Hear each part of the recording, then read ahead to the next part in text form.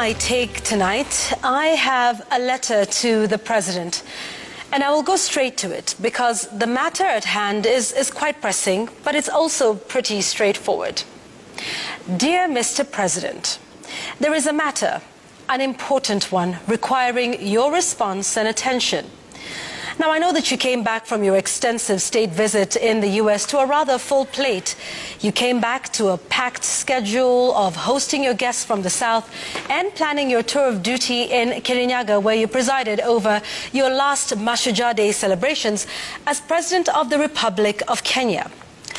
But now that your guest has gone, we are hoping that you will embark on the promise that you made to us on the 4th of October over the expose on cash in foreign accounts in what came to be known as the Pandora Papers.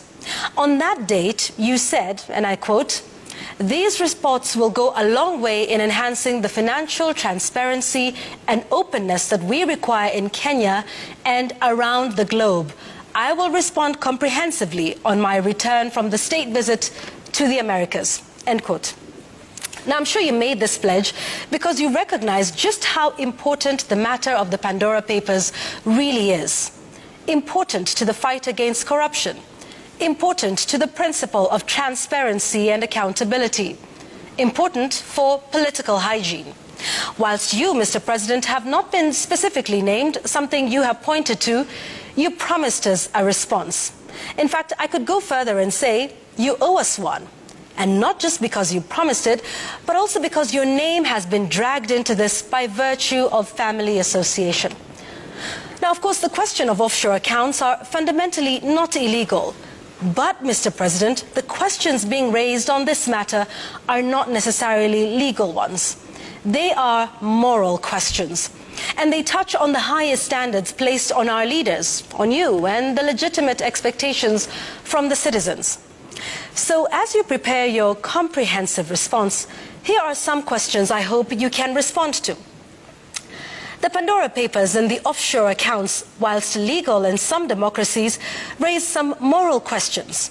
And, Mr. President, the list of those mentioned is not a roll of honor.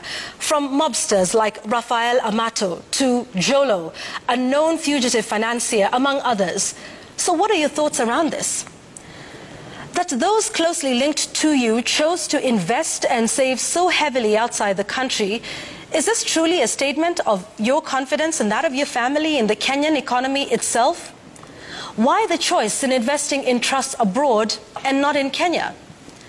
And, Mr. President, how about the issue of tax avoidance? You know, even as KRA struggles to meet its targets in Kenya, much has been said about widening the tax bracket. Now, I'm sure this is a struggle that you know too well, having been in charge of this country for the last 9 years and having run the Treasury before.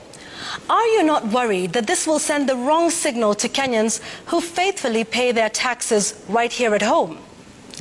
Mr. President, in your Mashujaa Day speech recently, you said, and I quote, "We remain committed to the anti-money laundering and combating financing of terrorism frameworks," end quote.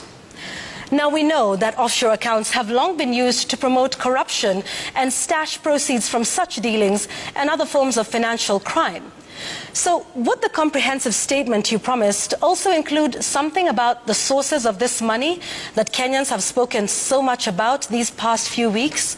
And would you welcome a further probe into this? And what about those who ask themselves whether you, Mr. President, have been a beneficiary of all of these investments? What do you tell them? Mr. President, this reminds me of that little matter of the lifestyle audit that you promised. Would this not be a good place to start? And in the spirit of transparency and openness, how about starting that process of making your wealth declarations public? I look forward, as I'm sure to many Kenyans, to that comprehensive response, which, as you said, could go a long way in enhancing financial transparency in the country. Kind regards.